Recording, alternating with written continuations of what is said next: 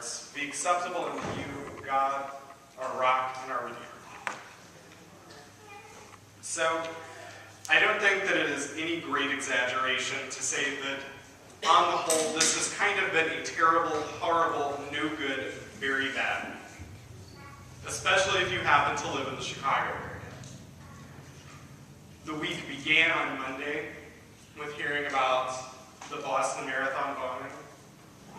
And as that story dragged on through the week, we saw more and more examples of fear, of carnage, of the ugliness of human nature on display.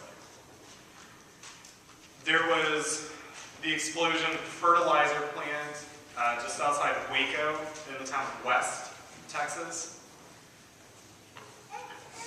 We had our torrential rains and the flooding that has affected so many people just around us in our own neighborhood. We have had all number of other things. I think regardless of whether you are a Democrat, a Republican, or an independent, I think most of us have reached the point where we look at our government and wonder what they're doing when they're not governing the country that they were elected to govern. It's been kind of a lousy week.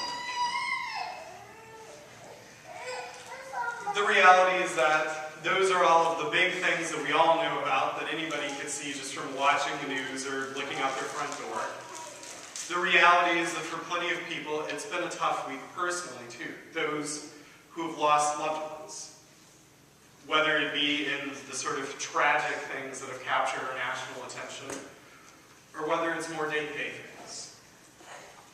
There have been all of our normal personal struggles. Those haven't stopped just because the rest of the week was kind of going poorly. It's been a tough week.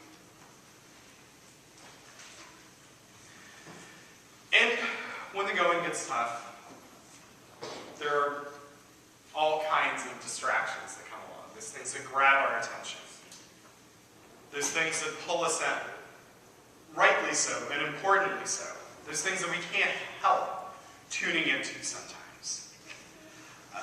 As I mentioned, I have a dog, who some of you have met, Piper, who is part Chow, part something in the shepherding family, smaller than Chow. So around 30 pounds, sheds all over the place. Loves people, kind of spaz. Piper usually does a really good job at paying attention. If you say come, she comes, she sits, the whole deal. She even responds to commands in both English and Spanish. That took a little work, but we got there. But there is one time where there is no way that she's going to respond. And that is if we are on a walk, and there's a squirrel. If there is a squirrel, or a bunny, or some other sort of furry creature, those instincts kick in. She's a hunter. She sees it, she wants to get it. I could yell, come, sit, stay, in any language I wanted, and it would not make the dog come, sit, or stay. There's the squirrel, and she's going to go chase it. I had a terrifying experience when I lived in Iowa of her seeing a squirrel out across the yard when I was standing in the front door having a conversation with somebody who, because they were a good Iowan, couldn't just invite themselves into the house so we could shut the door. Oh no, I don't want to be in a position. So the dog escaped to go chase the squirrel. And an hour later, I found her in a yard halfway across town. Fortunately, a yard of some folks at my church, out playing with their dog. It was fine. And at that point, I just yelled, come. She came, tail wagging like nothing had ever happened. Back to normal. But the moment that there's those squirrels, those distractions, something changes. And I think that we find in our world, in our reality, that there are all kinds of squirrels that grab our attention. Whether it be the huge national issues, where all we can do for 3 hours is sit glued to the TV, watching the newscasters say the same things over and over again, just caught up in the horror and the ugliness and the brutality of it all. There are those personal struggles that just pull us in and demand all of our attention, all of our strength. There are a whole number of other distractions, pleasant distractions, that draw us in too. There are a lot of squirrels in our neighborhood. And when the squirrels come, it probably doesn't matter what voice we're hearing or what it's saying, we're chasing the squirrel.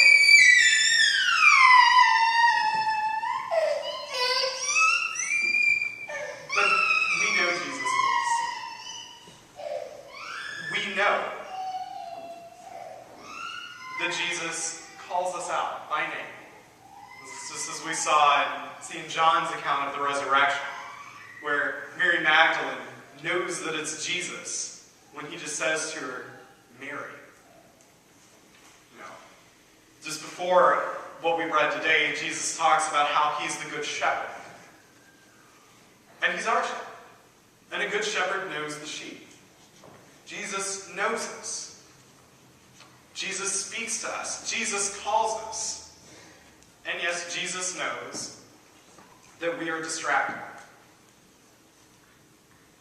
Jesus knows that this life is full of things that are going to grab our attention, and that in the heat of the moment, that might not necessarily be where we hear Jesus' voice. It might not be where we encounter the presence of Christ among us. But that doesn't mean that Jesus abandons us in those times either. Jesus goes and finds us wherever the distractions have led us off to, wherever we might be, and finds us there, and stays with us, and keeps calling us until we hear that voice, saying right, full of the love of God that we find alive for us in Christ. And we find in the promises that come with that, promises of love, of permanence, of security, that are what we crave. The Father has given these sheep to me, and nobody has the power to snatch them away. I will not lose a single one of these that my Father has given me. These are the promises that voice of Jesus says to us when he comes calling. Those are the realities to which Jesus draws our attention. Those are the promises in which we draw hope and security and rest, even in the midst of the turmoil that is life.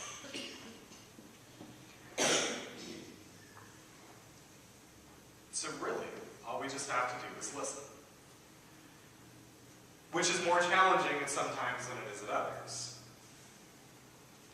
I think of a story that I heard from my dad once. My dad has been a hunter most of my life. And my dad was out in the woods near where my grandmother used to live, out in east central Texas. And he was out hunting hogs.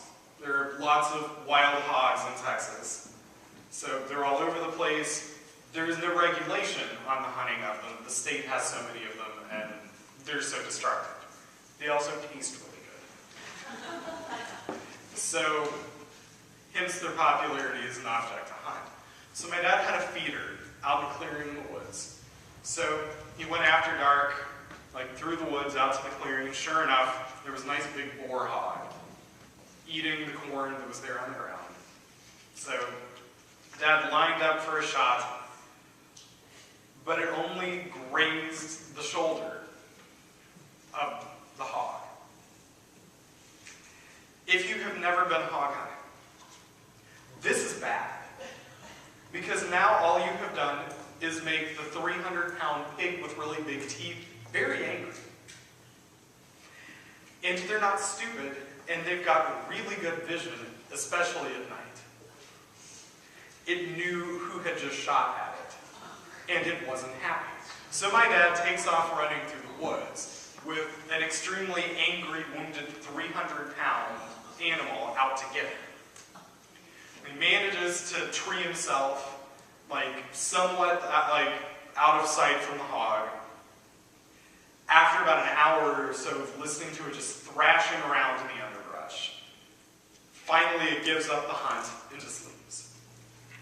So my dad waits even longer until it's clear, and at this point realizes that he has no earthly idea where he is, other than in the middle of the woods in east central Texas somewhere.